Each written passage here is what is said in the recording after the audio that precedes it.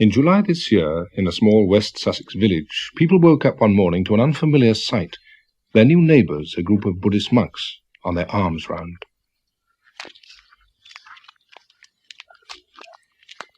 Their order has existed in the East for 2,500 years, and they've come to England now in response to a growing interest here in Buddhism.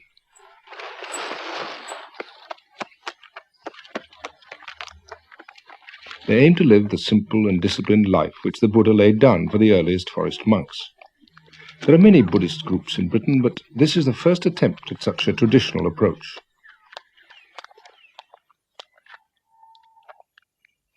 They have to follow 227 rules which govern every aspect of their life. The rules provide them with a framework for developing spiritual insight and what the Buddhist scriptures call loving kindness towards all creation.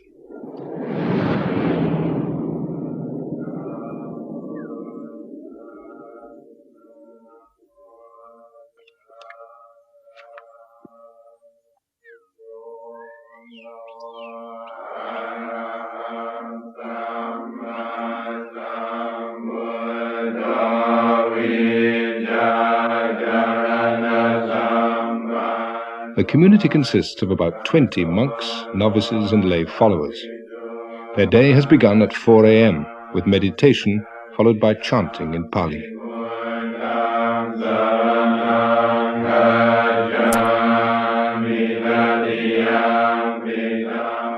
But very little of their day is taken up with ceremonies.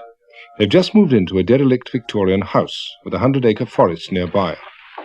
Their first task was to clear up all the debris and make it habitable. Monks are trained to be content with little. They eat only one meal a day. They don't listen to music, watch television or read novels. They have to remain celibate and they are permitted few possessions.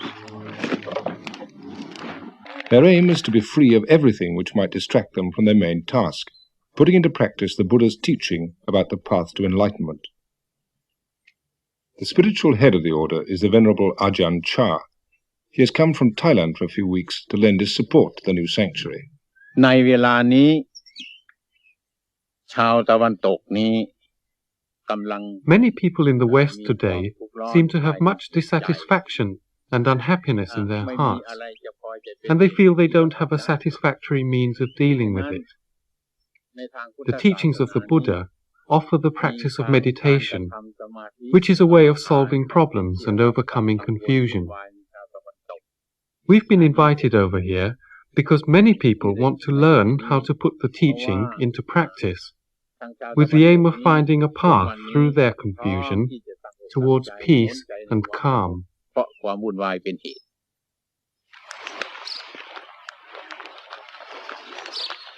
But how is all this going to go down in West Sussex? For hundreds of years, Western Christians have exported their religion. Now, for the first time, the West is on the receiving end. This little hamlet is essentially, it's been steeped in religion for hundreds and hundreds and hundreds of years, Christian religion. We have this little shepherd's church, we always sort of call it, I suppose it was a shepherd's church, which is in the Domesday Book. And you have the old manor, which was originally an abbey. Even the ground, I would say, was steeped in Christianity. There are just a few people, but they all mind. They do mind terribly.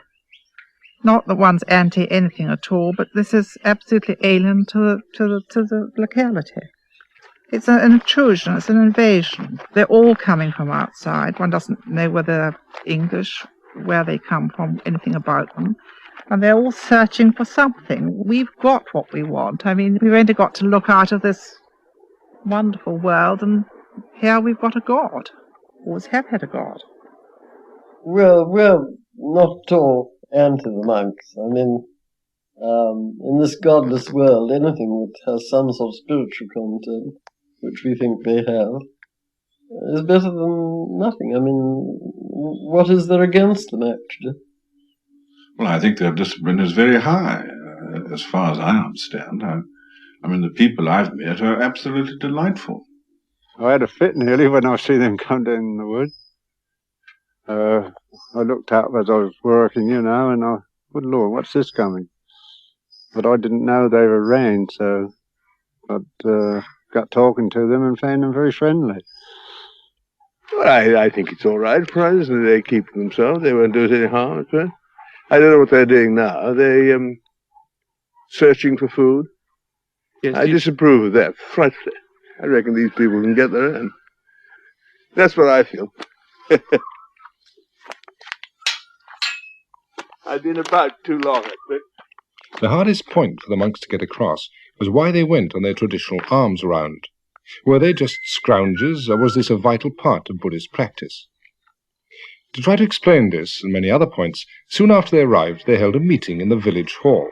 A film was shown on their parent monastery in Thailand, where most of them were trained.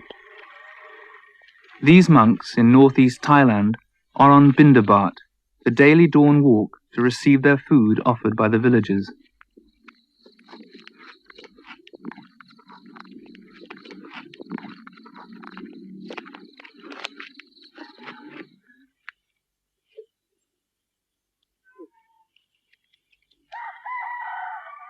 They're not allowed to possess money, nor grow their own food. This ensures their total dependence on the lay community, so they can't cut themselves off in a spiritual cocoon.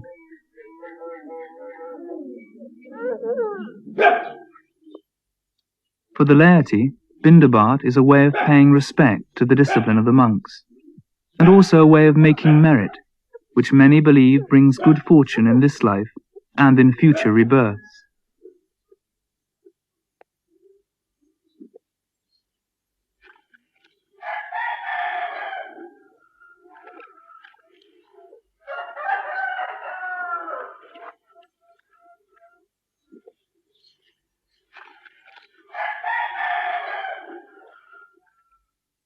Rumours in the Sussex village had been rife.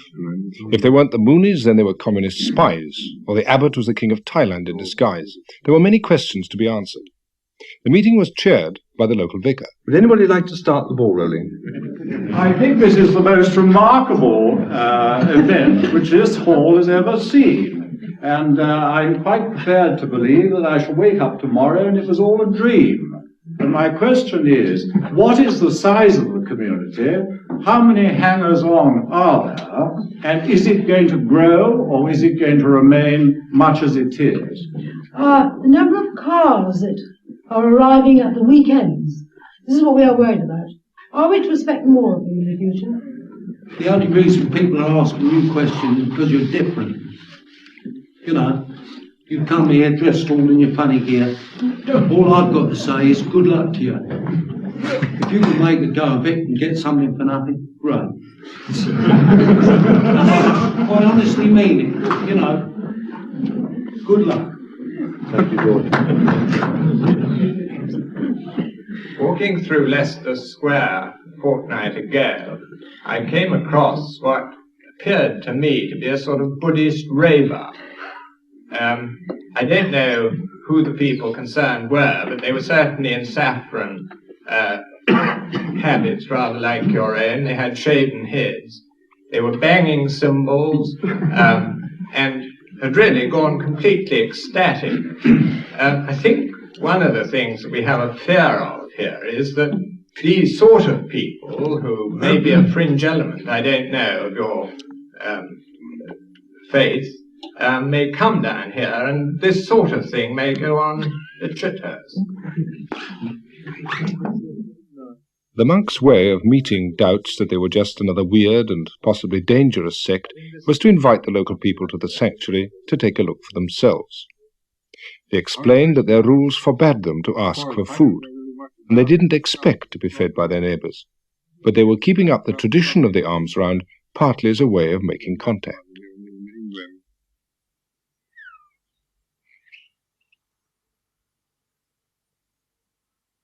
Their one meal a day has to be eaten before noon. Part of their food will be grown by their lay helpers, and the rest will be donated by Buddhist supporters from further afield. Today it's been given by the Hampshire Buddhist Society. This temporary dining room was provided by their chairman, who owns a marquee company. You don't have to be a monk to be a devout Buddhist. You can lead an active business life, provided it's not an immoral one. We've come today to offer a meal to the monks, which is known as dharma, and this is an act of giving which establishes a sort of a relationship between lay people and the monks.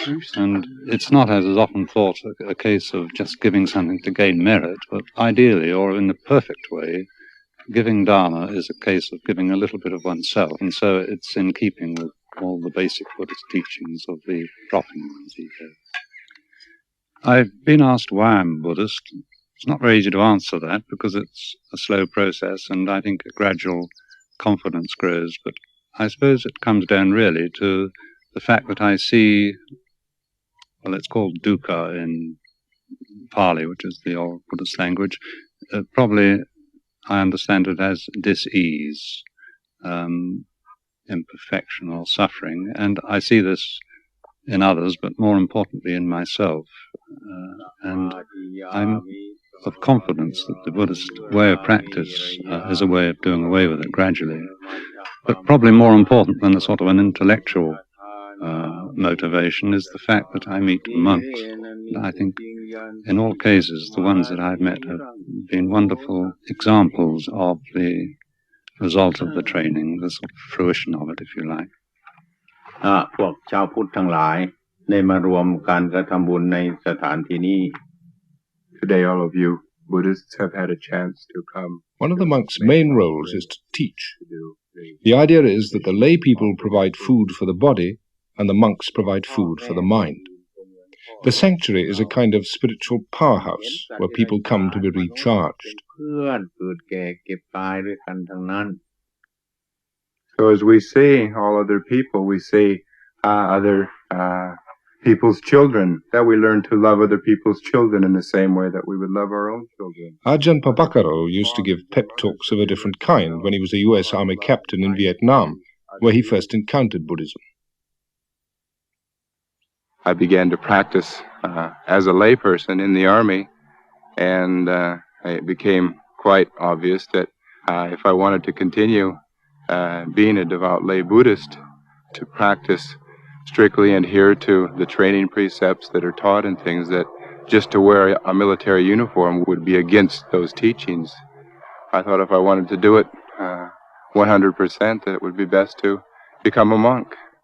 And here I am, 8 years later.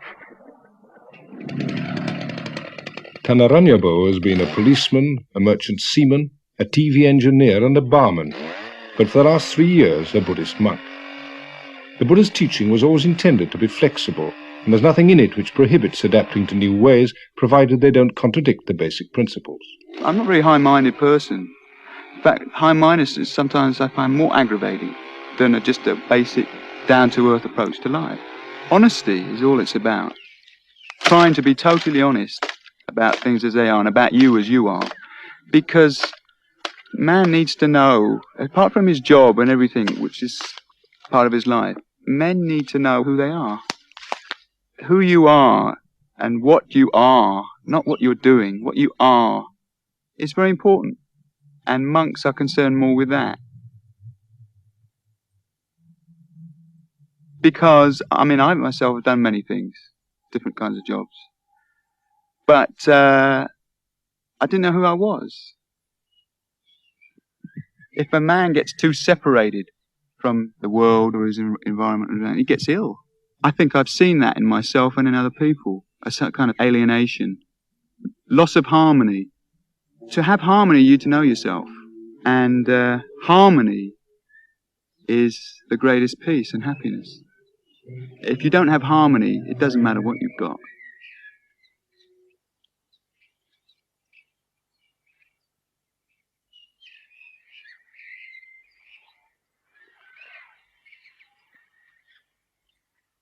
Meditation is seen as the path towards harmony.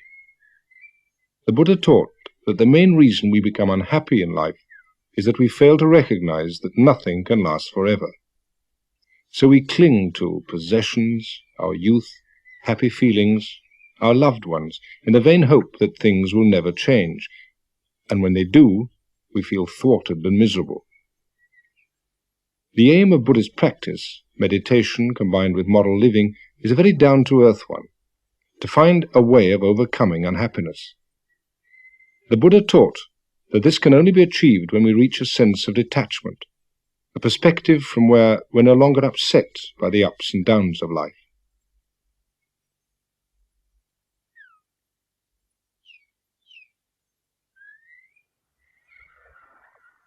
When we accept that all existence is impermanent, we begin to take things in our stride. And once we stop clinging to things as though they last forever, then we begin to overcome unhappiness.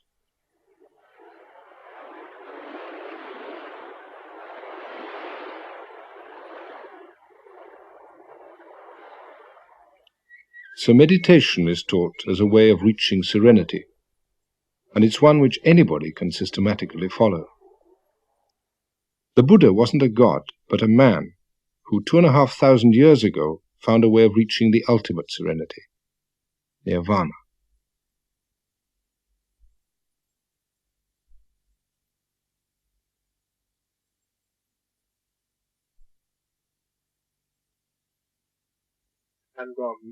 But meditation isn't regarded as something just for monks. Does your meditation include the mindfulness aspect which was taught by the Buddha? One of the first visitors to the center was Rear Admiral Shattuck. He developed his meditation technique when he was Admiral commanding the Malayan area. I think what is significant about meditation at the present moment is the way in which it's spreading. It is a form of scientific prayer which people can learn by stages, and not only learn, but be convinced by stages that they are doing something which is benefiting themselves, not because they become richer or do their job better, but simply because they feel much more complete in themselves as a more complete person. The object of the exercise is simply to find the inner resources of your being and make more use of them in your daily life. When one has the greater sensitivity that the development of the mind gives you, you are better able to know how to help your fellow men and what they need and what you yourself can give them which will help them on their way. I think this is the object. It's a selfless object. It's not a selfish object, although selfish satisfactions may come from it incidentally. Meditation is often thought of as a self-centered pastime associated with hippies and dropouts rather than admirals. But many of the people here have come not to escape the world, but to find out how to be more effective in it.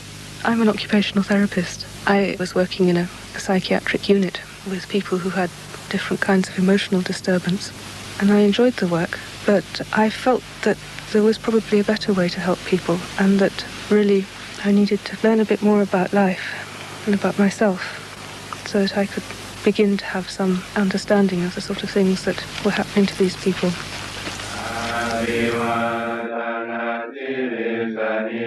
A lot of people say that the monks are very selfish, that they spend all their time working on themselves, and that this way of life doesn't really benefit anybody else very much.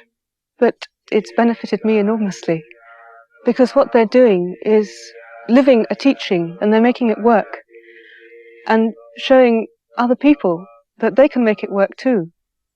That's one of the things that they do to help. They just act as a kind of a living embodiment of the teaching. Well, if it hadn't been for this practice and this teaching, I would have ended up in a nut house. You do some meditation, and you conduct yourself very mindfully and peacefully. You get insights into the way your own mind's going round in its own particular short circuits. And you break through a lot of neurotic behaviour patterns, and you find yourself coping with the world again, simply because this training's shown you how to look into your own mind. Even the most menial work can be regarded as a form of meditation if it's carried out with awareness.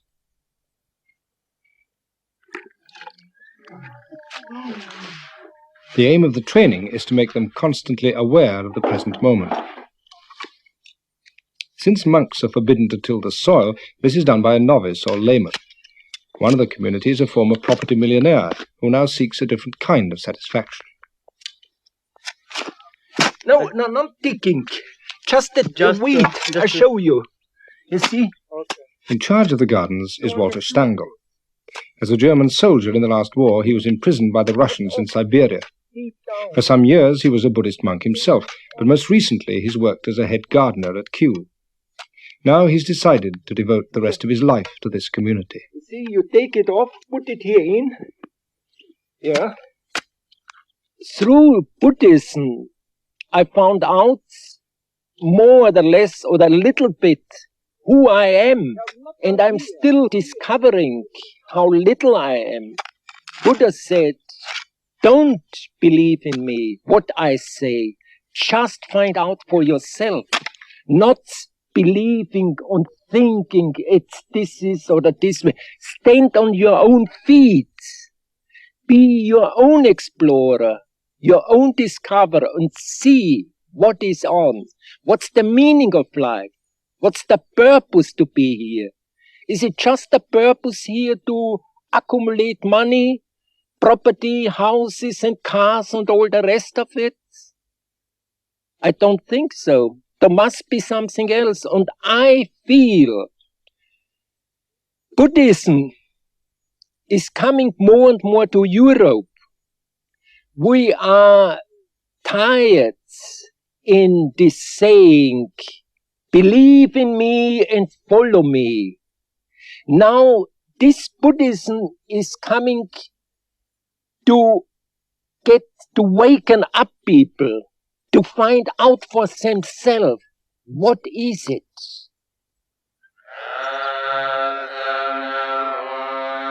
The Buddha taught that understanding is more important than believing, and that enlightenment doesn't come in the form of grace from a divine power, but as a result of man's own efforts to understand the teaching. Here the monks are performing a ceremony for a couple who've recently been married. The groom was once a monk himself. There's no dishonor in having disrobed, since Buddhists accept that all states are subject to change.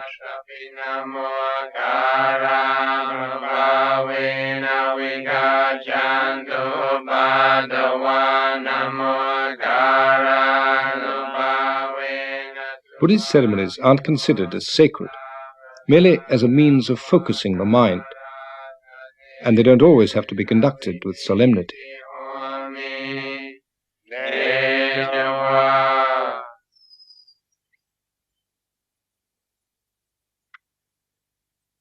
At the end of the ceremony, they tie a thread as a gesture of good luck. Even the cat benefits from the ritual sprinkling.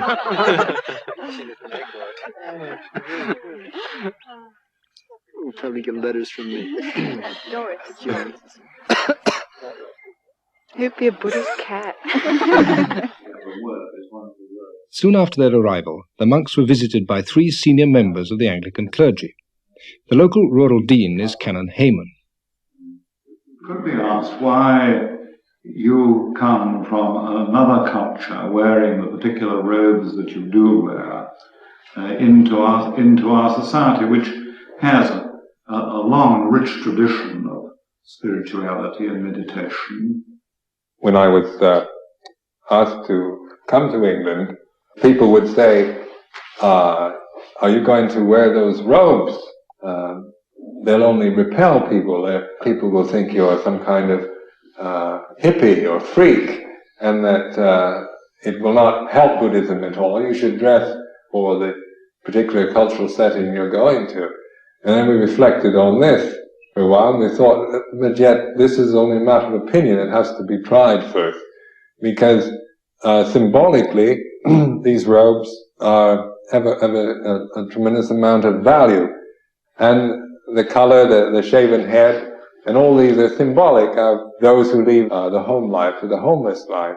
Like shaving the head is a way of saying, I'm giving up the worldly life, because hair can be a great sign of vanity and attraction.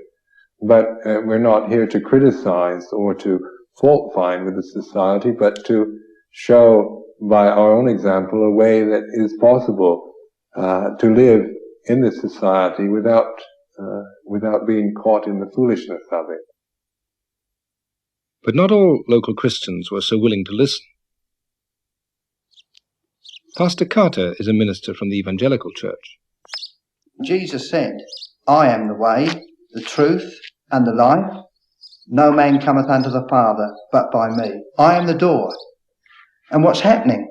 All these false religions are coming in from the East. False cults are coming in from America. We're dabbling in the occult, and this is not the answer.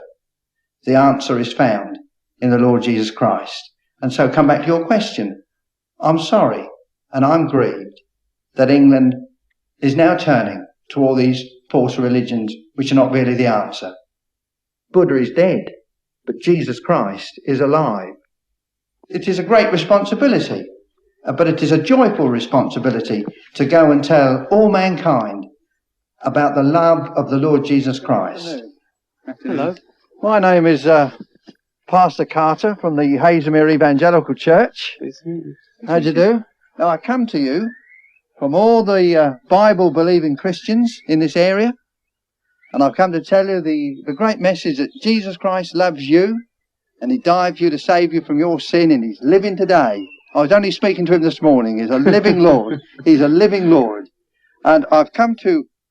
The monks willingly accepted the gift of a Bible, but they made no attempt to convert the pastor in their turn. Buddhism today doesn't try to make converts, but the monks were happy to explain their views to anyone who was interested. They were invited to the home of Brigadier and Mrs. Chatterton. I think it's very interesting that young people are turning to, if I may say so, Buddhism or that form of spiritual situation, because the Christian church hasn't got the hold that it had. I mean, it's only 11% of 52 million people. Yeah. It doesn't grip, does it? Doesn't seem to, no. Yeah, that's the point. We see religions, any religion, as a convention or a tool or some kind of vehicle which we use in order to transcend the worldly suffering, the cycle of birth and death, in order to be one with the ultimate truth. And I think in Christianity, maybe the conventions they use, the words are different, the way they talk, but it all is pointing in the same direction, at that which is, say, beyond description, that which we call immortal, or beyond birth and death, that which is perfect and complete. Yes. We're not claiming that ours is the only true path, but it is one of the conventions that we, through our own personal practice and experience, have found very useful and beneficial. The main problem when one religion tries to understand another is the lack of a common vocabulary. This is what the local clergymen hoped to find. They showed the monks around a former Christian priory, which seemed a suitable setting for a metaphysical discussion. When you are meditating, are you having any regard to what we would call God? I'd be very shy of using the word God. I would say that it's becoming aware of the way things are, the way your mind is, the way that your mind works, but the way that all things are interconnected, interrelated. It's opening yourself up to that which is beyond your immediate knowledge and realizing there is something beyond that, that which arises and that which passes away, that which is mortal, that which is born and dies. But whatever that is, you can't understand it and you can't name it. What I'm worried about is that we don't seem to have a word which we can both use to describe what we're seeking. If I'm seeking ultimate truth, and if the abbot and Buddhist monks are seeking the ultimate truth, and if we accept that the ultimate truth cannot alter or be anything different, then there must be some way in which we can communicate with each other. The world will separate us, right? He's a Buddhist, I'm a Christian.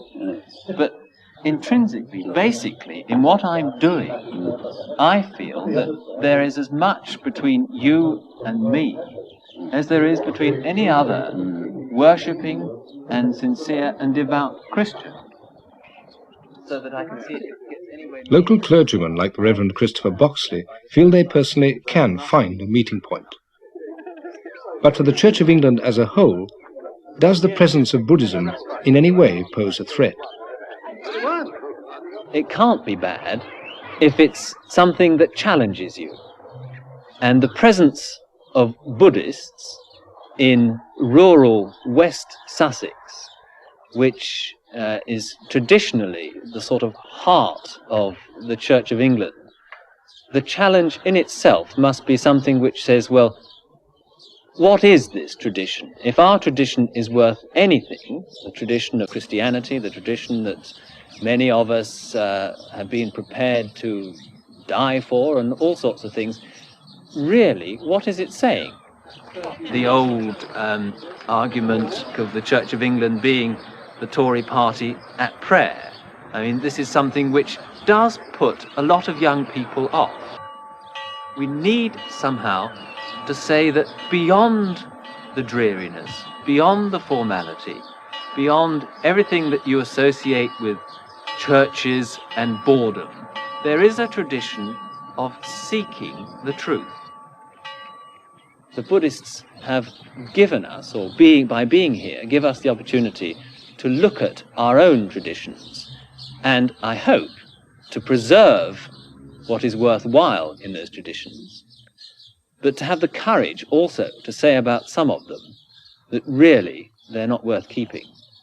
It's early days yet to see how Sussex will take to Buddhism. But it doesn't seem likely that familiar rituals will be abandoned in favour of Sunday afternoons in the lotus position. By comparison with the active pursuits of rural Sussex, Buddhist meditation might seem a rather passive and therefore unrewarding pastime. The monks don't condemn the active life, but their hope is to demonstrate to their neighbours that the most effective actions come from a still mind, and that the path to the still mind is meditation. The Buddha said, when a man attains wisdom through the teaching, he becomes serene and at peace, like a lake, which is deep, clear, and still. Many people say Buddhism is very nihilistic, which, when you look at it in terms of you, your little self, living in this vast universe, it is. It's a total annihilation in a sense. But it's an annihilation of that small-minded way of looking at the world, always from you, ego-centered thing. But that's not all there is. And when that dies, something very beautiful comes into being. And that's the side of people who don't understand when they make that accusation. And as I've seen with people who've meditated, the more they've stuck it and meditated and their self has been ground away, they just start to blossom. It's incredible. I mean, if that's death, I mean, that's fine with me. All this can never be fully understood if all we do is talk about it. Just as we can never know whether an apple tastes sweet or sour, unless we actually taste it for ourselves.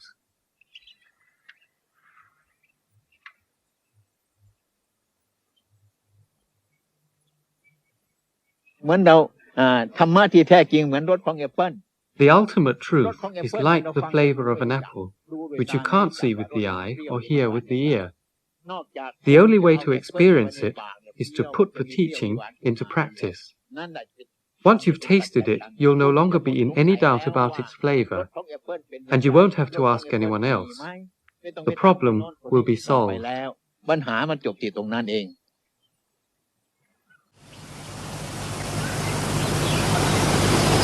Right up. Not far enough, really. There's three going this one. What? Three people, this is one off the petrol. Yes. We invite you to come and visit us. We invite you to come and visit us. Oh, that's very kind of you. We'd love to, yes. So you can see what we're doing. When you're... What you're up to. Yeah. What we're up to.